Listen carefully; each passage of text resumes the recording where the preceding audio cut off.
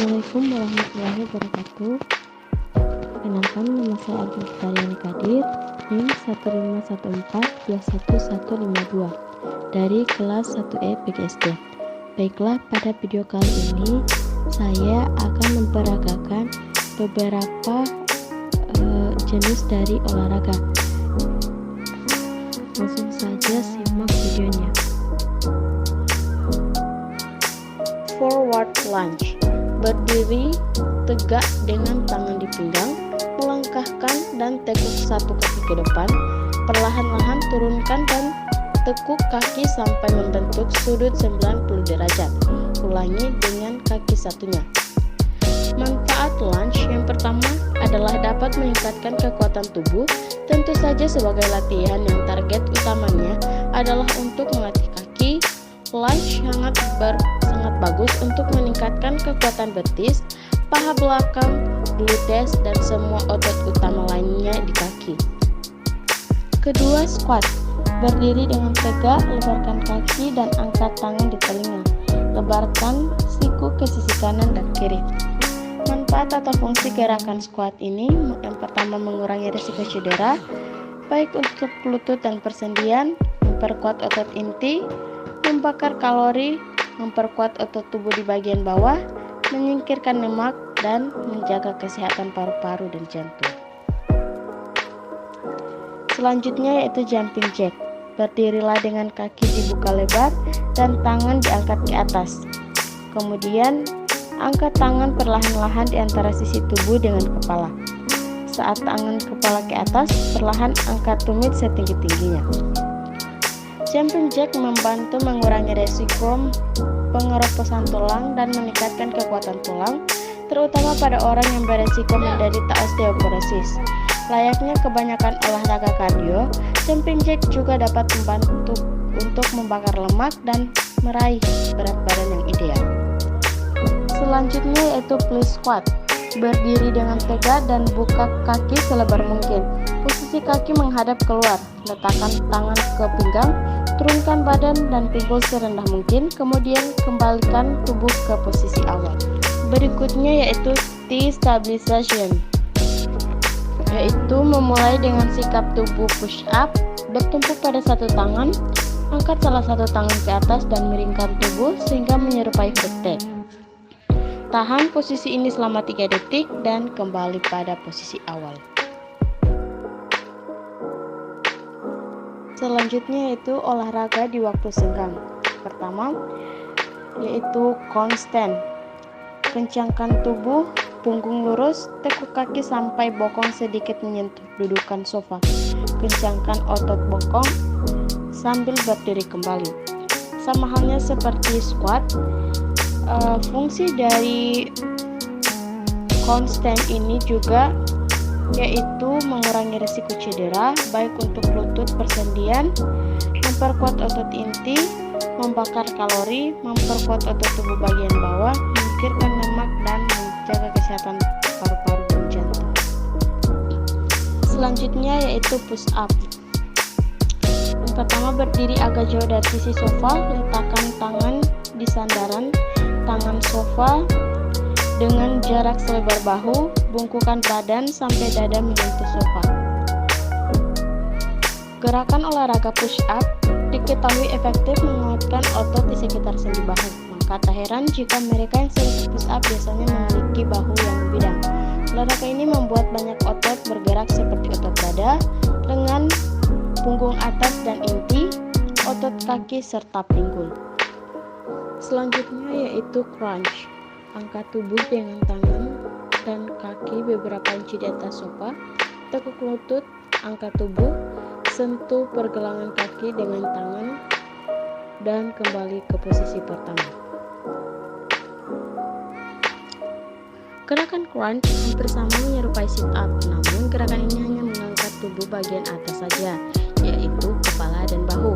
Selain otot perut, crunch juga dapat melatih dan memperkuat otot bahu, lengan, bokong, dan kaki. Selanjutnya yaitu gerakan seated scissor legs.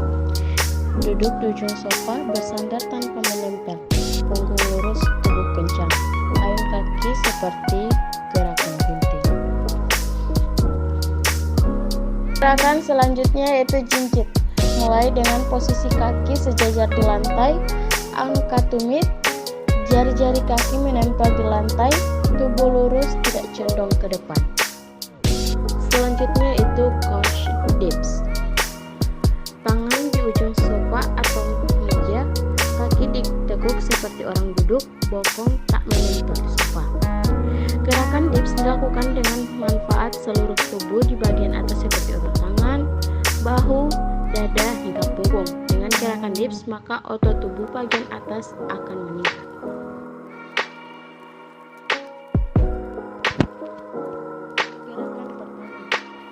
Gerakan ini dimulai dengan duduk sila secara tegak, tidak tegang.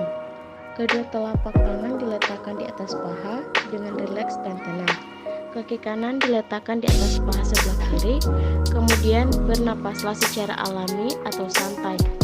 Apabila ada kesulitan dalam bernapas secara alami, maka bernapaslah dengan cara Anda menarik napas secara perlahan-lahan hingga sedalam-dalamnya. Kemudian pada puncak napas Anda tahan selama 3 detik. Kemudian buang secara perlahan-lahan. Lakukan ini selama kurang lebih 10-15 menit atau ulangi teknik tersebut sampai 5-11 kali. Setelah itu, bernapaslah Anda secara alami atau bernapas seperti biasanya, tetapi dengan kondisi tubuh tetap seperti semula. Lakukan cara bernapas secara alami tersebut selama kurang lebih 10-15 menit. Apabila Anda memiliki kesibukan, maka cukup dengan 3-7 menit. Saat Anda melakukan gerakan tersebut, jangan menutup mata karena bisa jadi Anda akan merasa ngantuk hingga tertidur. Tetapi, jika Anda ingin melakukannya dalam keadaan tertutup mata, maka tambahkan dengan teknik visualisasi, yaitu di mana Anda menghayalkan seolah-olah Anda bukan penderita penyakit asma.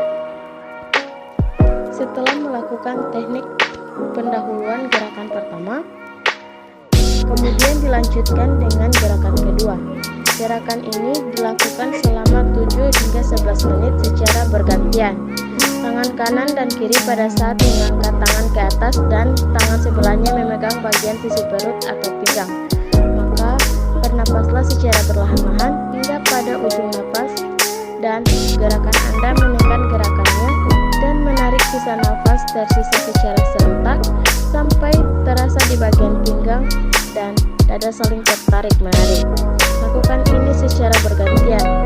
Ingat bahwa badan Anda tetap dalam keadaan lurus, tegak dan bukan tegang tapi rileks. Kemudian dilanjutkan dengan gerakan selanjutnya, yakni gerakan ini dilakukan dengan cara tangan diletakkan di bagian sisi pinggul dan dada, kemudian tekan lantai dan angkatlah badan Anda sambil menarik napas hingga kepala terangkat sedikit menghadap ke atas. Kemudian tahan gerakan tersebut dan buanglah napas. Kemudian tarik napas perlahan-lahan, kemudian membuangnya secara perlahan-lahan. Lakukan ini selama 3-5 menit. Ingat, posisi badan dalam kondisi ini jangan dirubah kecuali jika terasa sudah capek, maka ulangi dari awal. Gerakan selanjutnya yaitu ambillah bantal, kemudian rebahkan punggung Anda di bantal. Ingat, bantal diletakkan dari kepala hingga tulang sulbi. Setelah itu, Anda rileks seolah-olah melemaskan tubuh. Kaki dilipat model sila, bernapaslah seperti biasa dan sekali-kali Anda menarik nafas yang sedalam-dalamnya, kemudian membuang secara langsung dengan cara berlahan-lahan. Lakukan gerakan ini selama 10 menit. Setelah itu boleh juga Anda melanjutkan dengan cara Anda meluruskan kaki atau bukan dalam keadaan model kaki sila. Kemudian bernapaslah seperti biasa selama 2-3 menit. Demikian video dari saya. Wassalamualaikum warahmatullahi wabarakatuh.